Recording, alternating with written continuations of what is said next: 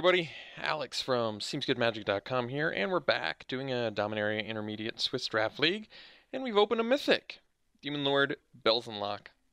This card's really good, 6 mana, 6/6 flying trample, and its downside is you get a card, but if the mana cost is too much, you have to repeat it. Exile a non-land card. Well,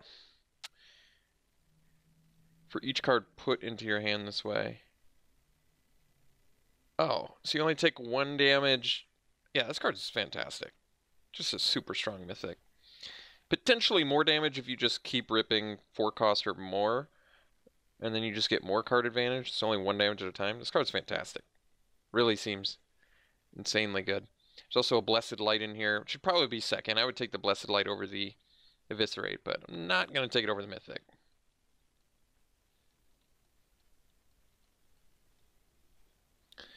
Squee! Yeah, what do we got Mr. Squee the Immortal worth at? Because I don't think I'm going to play him. It is kind of a cool ability that he keeps coming back. But I don't know if it's worth it. Probably not. Probably just want to take a Settle the Score. Huh? Some hard removal. It's also a Llanowar Elf in here. I'd rather have Settle the Score. Just exile.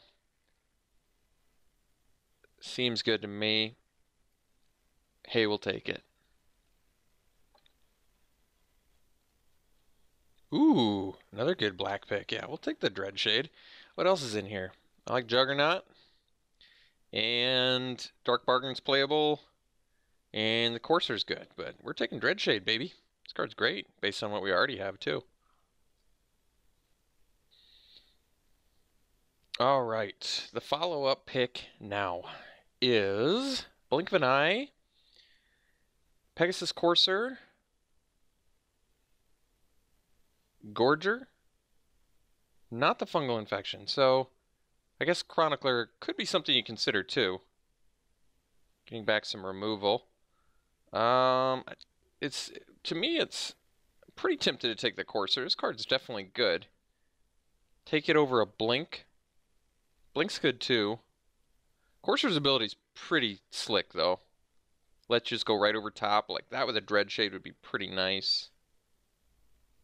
I think we're going to go Courser here. Evasion is good. Well, we do have an Isolated Chapel in here, which fixes us. Also keeps the Dreadshade pretty awesome. But I may want to just take the Blood Tallow Candle. It's historic and it kills things, which is nice.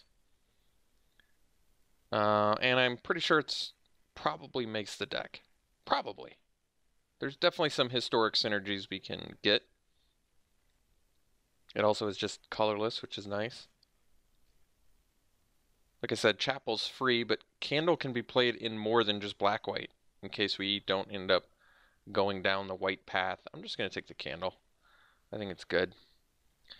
Like now we can take a Sphinx and just jump right out of white,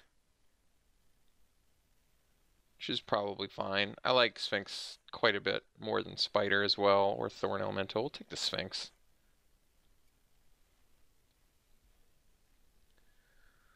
So now we have Abomination, which I actually like, and I think we're going to take. Otherwise, Hammered Explorer, which could have some synergies with like Salvage or Lingering Phantom. There's definitely some graveyard synergies. But I like Feral Abomination. I've been pretty impressed with this card. I feel like it gets you a 2-for-1 on the attack quite often.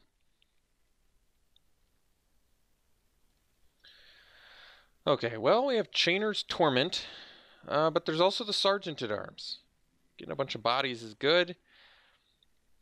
Torment's pretty sweet with the Courser. You spit out a fatty, but you have to lose some life. It's also historic. Not that that matters currently. I don't know, I think Sergeant at Arms is pretty good. There's also a Fiery Intervention, some removal. I'm going to take this Sergeant, actually, I think. Just in case. And now we can take a second one. That's pretty good, actually. These can be 6 drops or 3 drops.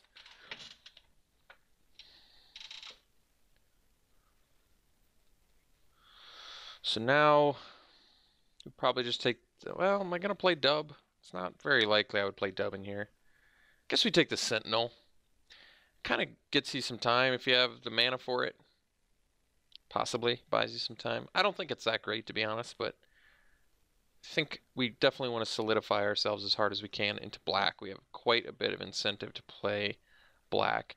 Can take the Construct or the Servant, neither of which are particularly exciting. I think we take the Servant. 1/3 body I've found is actually pretty good in this format. Alright, we'll go deep on the Servants. Take the Assistant. So, kind of waxing and waning between white and blue. We only have 2 blue cards. We have 3 white cards. So we're trying to figure out what direction. I mean, I like the Assistant quite a bit with what we already have. Wow, that was a good open. And the... Jeez. I mean, we're taking this card. Josu Vest is definitely... This is a crazy pack. If you had gotten this pack in a sealed pool one, you'd be pretty stoked. That's crazy. I don't think the Ruinous Blast is probably worth that much, but it is a good card. I'd still much rather have the Lich Knight. Lich Knight is crazy without kicker. 4 mana, 4/5 menace is actually just absurd. Very, very absurd. And then the fact that you just get an army lake, like this card doesn't actually make that much sense to me at rare. It absolutely feels like a mythic card. So there's my 2 cents on it, but obvious pick for us.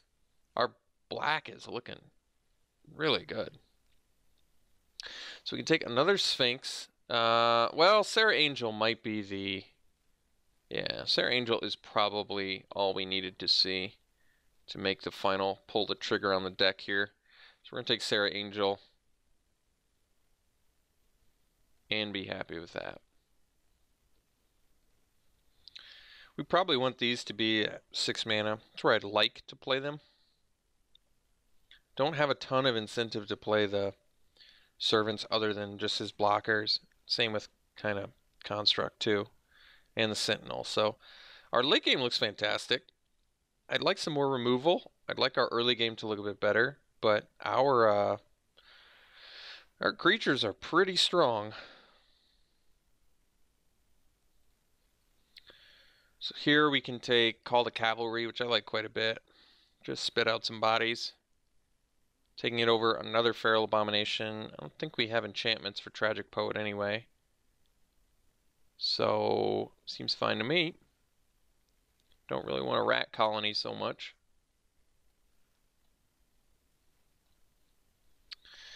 Here I think it's a pretty easy Adamant Will. We have Quindy I guess we could take, but we don't really have much First Strike. And we need more. If we don't have removal, I at least want some tricks. And Adamant Will is a pretty great one, actually. I think this card's really strong. Indestructible is very versatile. You're trying to kill my guy, Adamant Will, I'll make it indestructible. We're in a fight, +2/+2, indestructible. Good card. Here we can take the Death Bloom Thallid. I actually like this card quite a bit too. There's an Urza's Tome in here, which I suppose we have quite a bit of historic cards. This could be some pretty good card advantage, actually. We already have 12 creatures. That's something to consider, actually. This kind of piques my interest a little bit. Let's try out the Tome. I've seen it played a couple times. I've been fairly impressed. Question is, am I going to play all of these historic cards? I mean, we do have some legends already. 2, to be exact. But then we already have 6 historic cards, so could be. Another Sergeant at Arms. Well, I can go deep on those. Remember, they can be played as 3 drops. It's just you'd prefer to play them at 4, I think, most of the time. Here we'll take a Dark Bargain, which I think is totally playable.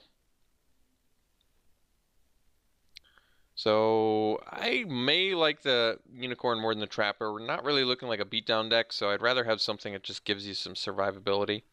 Lifelink on a 2-drop 2/2 is great. The compass. Well, probably not going to. This might actually just be fine for us. Quite a few things we could bring back so far. Probably not going to splash anything anyway for the compass, so we could take it. This deck's looking pretty sweet.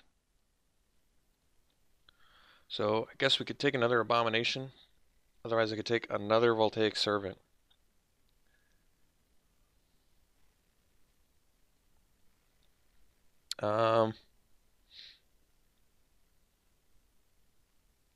We'll take another Abomination. I'd prefer to not play all the Servants, even with the... Is this card just not popular? Because I think it's really good. I don't think we're playing that many, but hey, I move these guys back to 3, and all of a sudden, hey, our deck looks normal again. We're not going to play the Rats. I'll take the Healing Grace. Pretty unlikely we play that either. In fact, we're kind of already looking at some cuts. Things I wouldn't want in the final deck are probably these. I think I'd prefer the Servant over the Construct just because, like I said, it's a 1/3, which is pretty good. But I'd probably be fine with even cutting those. Tome is still totally playable, even if you don't have historic cards to exile or whatever. It's not a huge deal. We already have plenty of creatures in this deck. And we have an entire pack to make this deck even better. I think even the Drudge Sentinel's probably on the chopping block as well. But the rest looks good. We're going to just... Actually, I'm taking this because it's foil. I like foils, but they can have that one. All right. So, like I said, we probably don't want to play these 5 cards if at all possible. But the rest is looking good. So we have an entire pack to... Basically, we just need some more removal. We have a Candle and a Settle the Score currently. We're going to want more than that. So let's see if we can find it. We could take another Candle. I'm actually okay with that. We have more than enough creatures, so maybe we can wheel a Mesa Unicorn. Sarah Disciple would actually be fine in here as well. But we'll take another Candle. Totally fine. As of now, I'm not opposed to this being an 18-land deck because we have good mana sinks. Sergeant at Arms, Great Mana Sink, Dreadshade, Mana Sink, Josu Vess. We've got the 6 drops. We have a Dark Bargain and a Demon Lord to get some card advantage. So this is totally a deck where I'd be willing to run 18 lands. Traxos. Let's do a count. 1, 2, 3, 4, 5, 6, 7. It's pretty good. I think we'll attempt it. We're not really giving up much for it. Could take a Board the Weatherlight, but I would think we could wheel that, and I probably wouldn't play it anyway. So Traxos kind of fits in with us, actually, fairly well.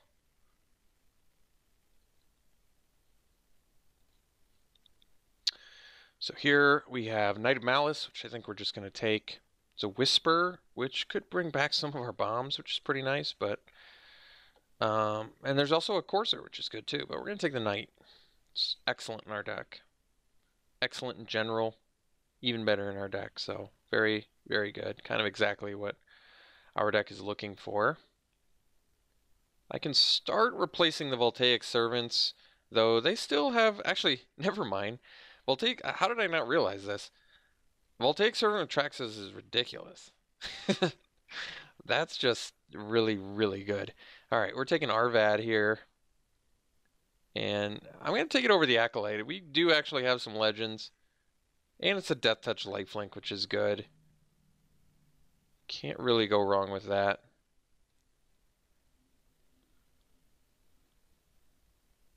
Still sort of back and forth between Blessed Light. That's kind of exactly what we want, huh? Back and forth between whether I want to play 18 or 17 lands. This deck is sweet. Very, very good deck. I may just be off the Urza's Tome plan. even though we do have quite a few historic cards for it. Maybe I'm supposed to do the tome instead of the bargain, actually. That kind of makes more sense to me.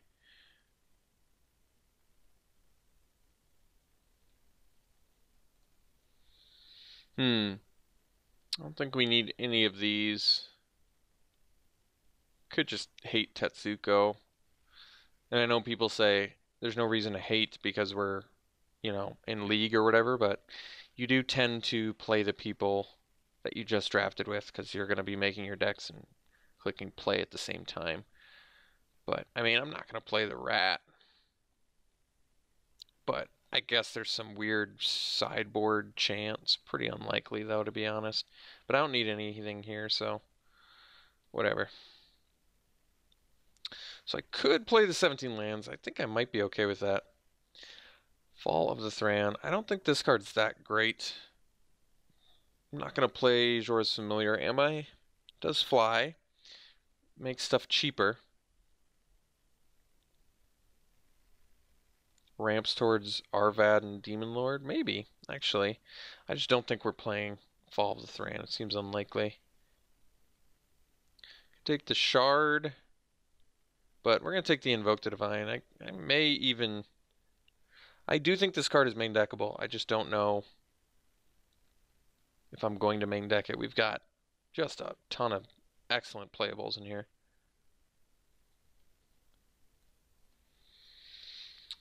Another Construct. We're not going to play the Stronghold.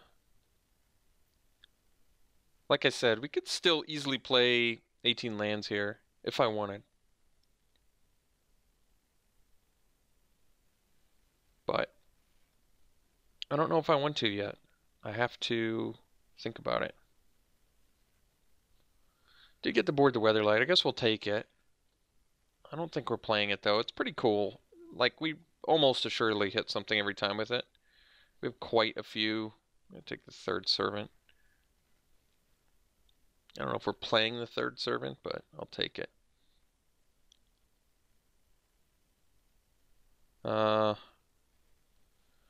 This, I guess. Alright. Cool deck. A lot of good stuff in here. And 17 or 18 lands. Well, I can play 17 and maybe drop one of the Abominations. So I could drop an Abomination.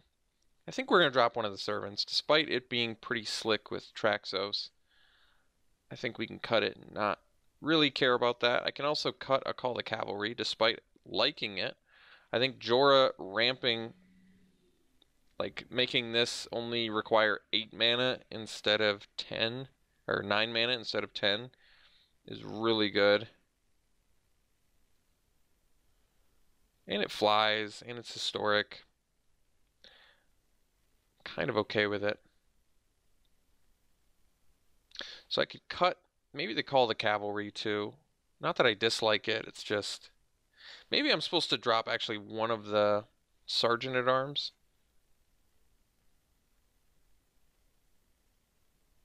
Or maybe we don't need the Tome, despite it being kind of... Yeah, we probably don't need the Tome, especially if I'm playing 17 lands.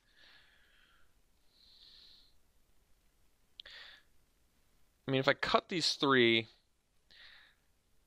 I can play 17 lands. I think our curve is actually pretty good. The thing is, these don't do anything until you get to 6, so that is something to consider. And I don't even think we play them on turn 1 because we actually have historic synergies. Invoke the Divine I totally think is main deckable, like I said. I may want to play 18 lands. Like, I can cut a Call to Cavalry and still be cool. Because we still have a lot of stuff we can do with our mana. Because remember, like, I want to play these at 6 mana too, to be honest. You don't have to, obviously, but I kind of want to.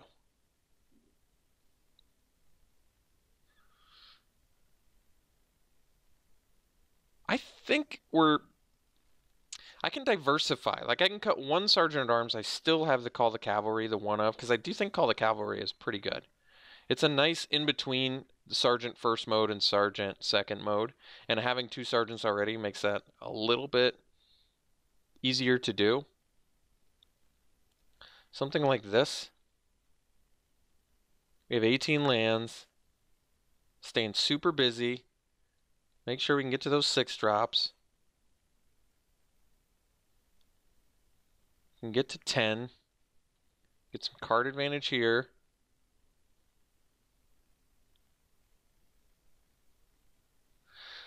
I think we're going to do it like this. I mean, another thing I could do is maybe cut the call and bring back the tome. Because if I'm going to play 18 lands does kind of make me want to, and it's actually kind of cool with the servant multiple times a turn. That is actually kind of cool. But it makes me kind of want to have some card advantage plays if we need them. And we have quite a bit of historic. I mean, if we do a count on that, it's even not including itself, it's 1, 2, 3, 4, 5, 6, 7, 8, 9. 9 is pretty good.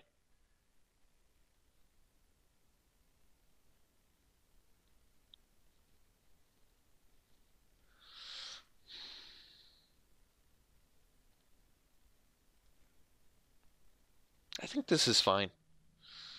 I think it's quite good, actually. So I'm going to put everything at 6 that, once again, I just wanted to look at the curve without putting it where I want to cast it. And help to sort of figure out exactly where we're at.